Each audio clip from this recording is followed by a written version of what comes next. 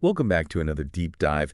Today, we're going to be looking at alcohol and specifically all the effects it has on the body. Oh boy. And so you sent over some interesting sources, and one that really stood out was this blog post with this very catchy title, hmm Alcohol is Liquid Bread. What? That's a good one, Yeah. right? So is there any truth to that?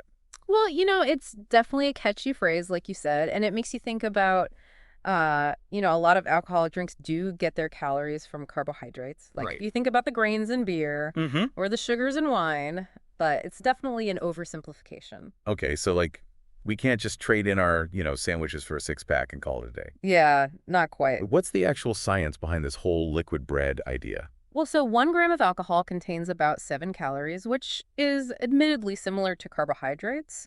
Oh, But the key difference here is the nutritional value, or I guess in this case, lack thereof. right. So while bread, even white bread, offers some fiber and a tiny bit of protein, alcohol's essentially devoid of nutrients. Oh.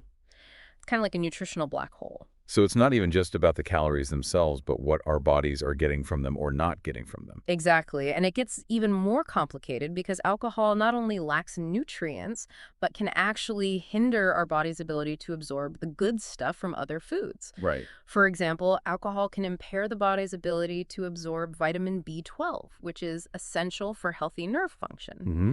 And the blog post you shared really hones in on the impact alcohol has on the liver. Oh, yeah. The liver, our main alcohol processing organ, right? Right.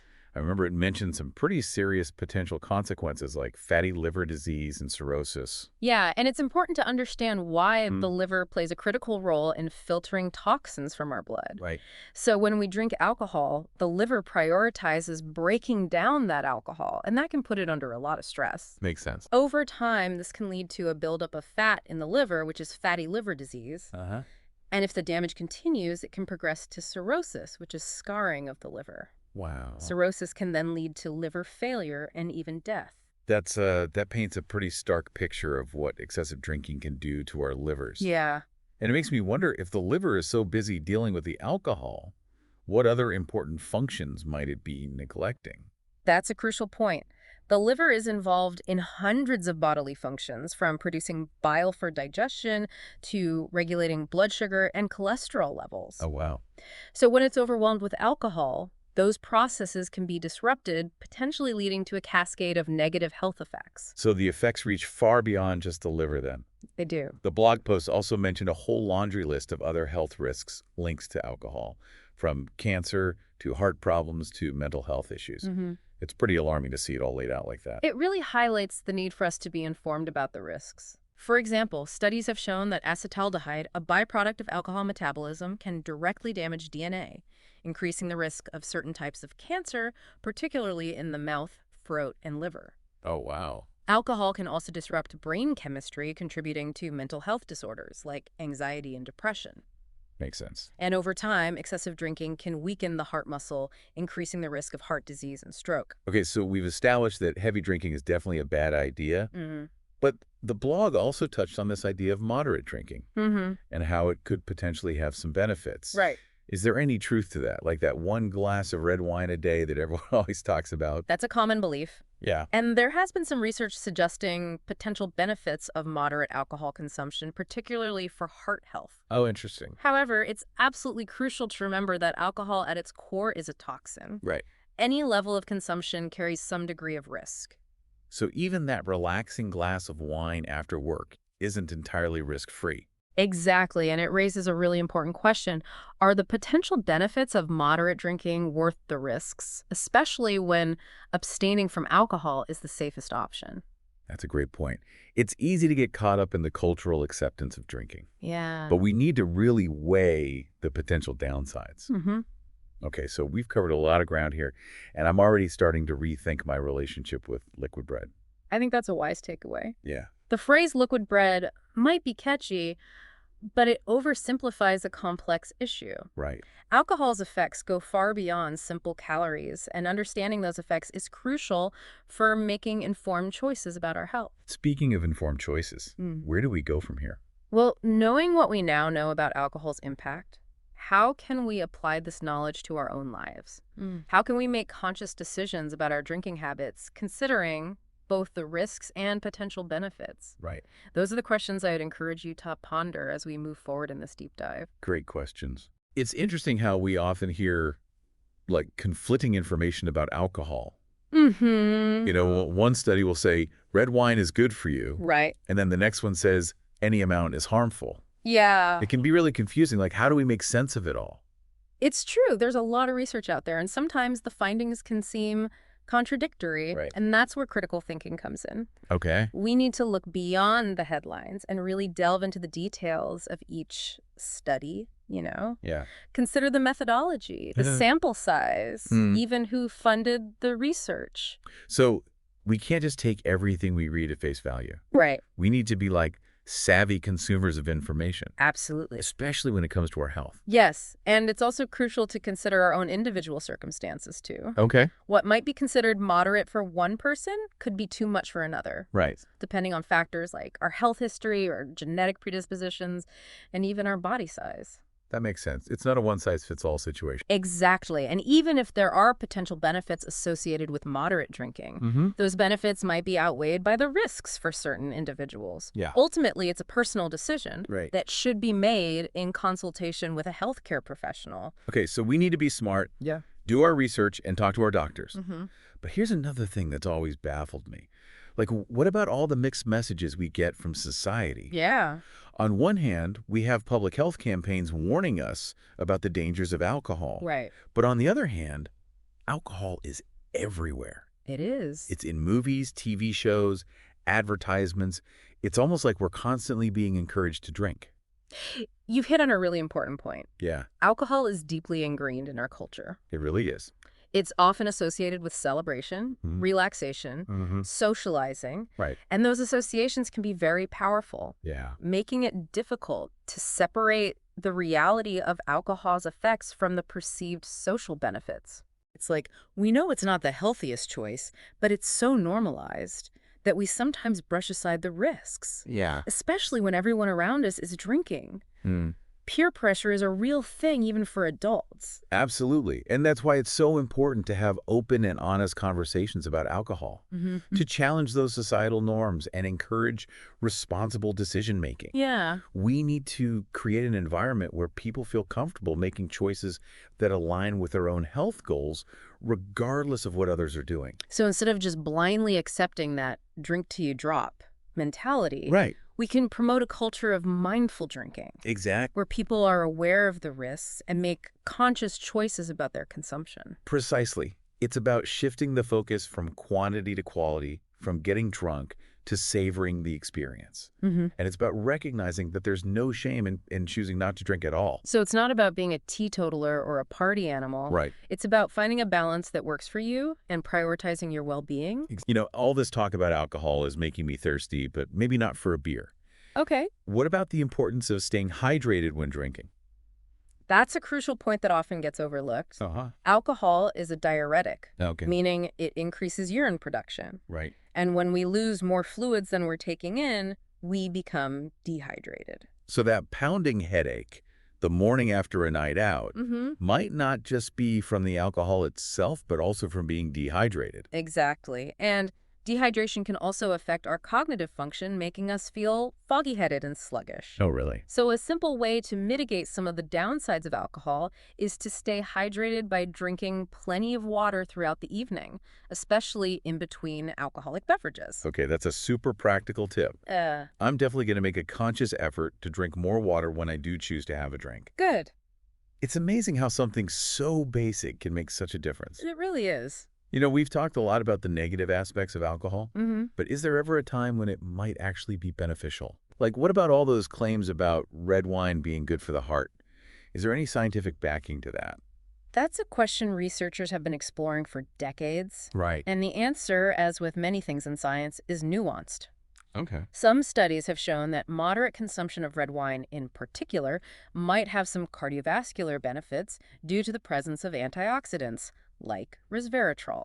So there is some truth to the red wine hype, Potentially. but I'm guessing there's a but coming.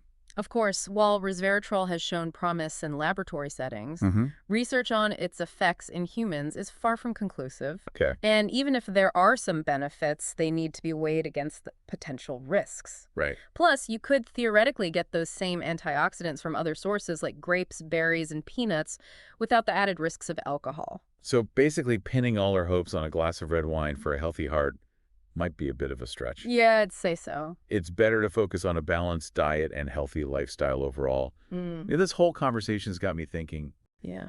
We've talked a lot about the physical effects of alcohol, but what about the mental and emotional side of things? That's a crucial aspect that often gets overlooked. Yeah. Alcohol can have a significant impact on our mental and emotional well-being, both in the short term and the long term. Yeah. Like, we all know that a few drinks can lower our inhibitions and make us feel more relaxed or even euphoric in the moment. Right. But what happens when those effects wear off? That's when things can get tricky.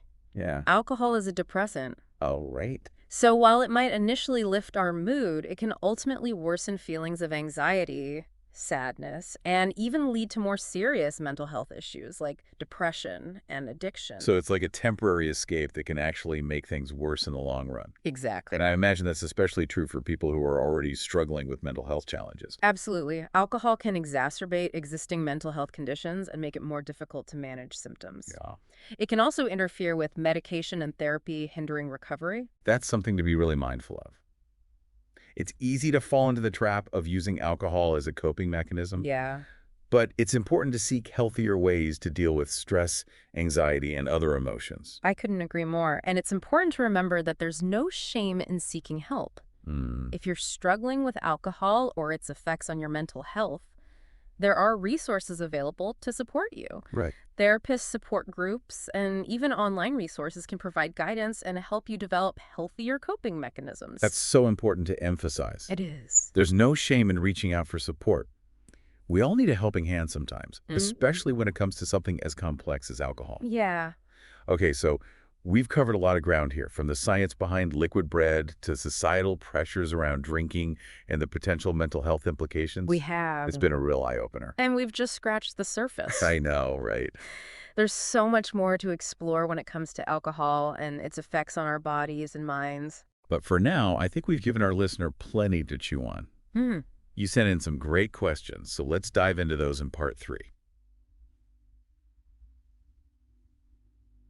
All right, welcome back. We've unpacked a lot about alcohol already, like from its effects on our bodies to its complicated role in our culture and even its potential mental health implications. Well, it's been a lot. So now let's tackle some of those excellent questions you sent in. Definitely. I'm excited to get into these. All right, first up, a listener asks, if I only drink socially, like on weekends, am I really putting myself at risk? That's a good question. And, it's a common thought, but unfortunately, the idea that only heavy daily drinkers are at risk is a misconception. Oh, really? Yeah, any amount of alcohol carries some level of risk, even occasional binge drinking. Wow. Which is defined as having 4 or more drinks for women or 5 or more for men within about 2 hours. That can have negative consequences. So even if it's just a few beers with friends on a Friday night, it's not entirely harmless. Right. Those occasional indulgences can still contribute to long-term health problems, especially if they become a regular habit. And there's also the increased risk of making poor decisions or engaging in risky behavior when under the influence, even if it's just a one-time thing. Okay, so that's a good reminder that even social drinking requires a sense of responsibility for sure. Definitely.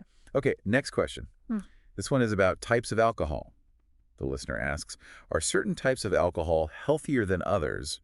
Is there any truth to that? Yeah. Like, is a glass of red wine really better than a beer or a cocktail? It's understandable why people ask that, especially with all the attention red wine gets for its antioxidants. But the truth is, while some types of alcohol might have slightly different compositions when it comes to the potential negative effects, any type of alcohol can be harmful if consumed in excess. So no matter what your drink of choice is, it's all about moderation and awareness. Makes sense. Okay, here's a question that gets into the biological side of things. A listener writes, I've heard that some people are genetically predisposed to alcoholism. Is that true? Yes. Genetics can play a significant role in alcohol addiction. Really? Research has shown that certain genes can influence how our bodies process alcohol and how susceptible we are to developing a dependence. Wow. It's one of the reasons why family history of alcoholism can be a risk factor. So for some people, their biology might make them more vulnerable to alcohol's addictive properties. Right. That's important information for everyone to be aware of, especially if addiction runs in their family. Mm-hmm. Hey, last question for today, and it's a big one.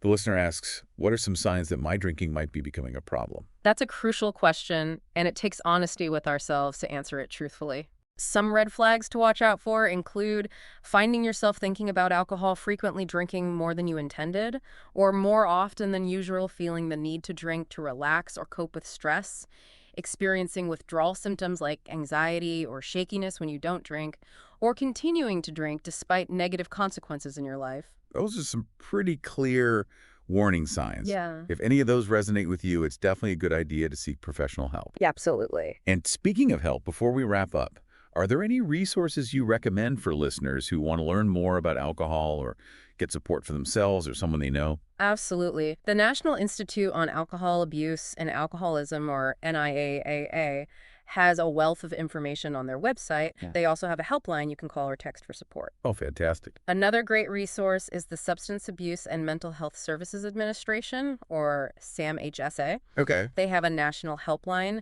and their website has a treatment locator tool to help you find resources in your area. Those are fantastic resources. We'll be sure to include links to those in the show notes. Well, I think that brings us to the end of our deep dive into the world of alcohol. It's been quite a journey, and I feel like I've learned so much. Yeah, me too. It's been a pleasure diving deep with you. Likewise. And to our amazing listener, thank you for diving deep with us today. Yeah, thanks for listening. Keep asking those thought-provoking questions and stay curious until next time. Keep exploring.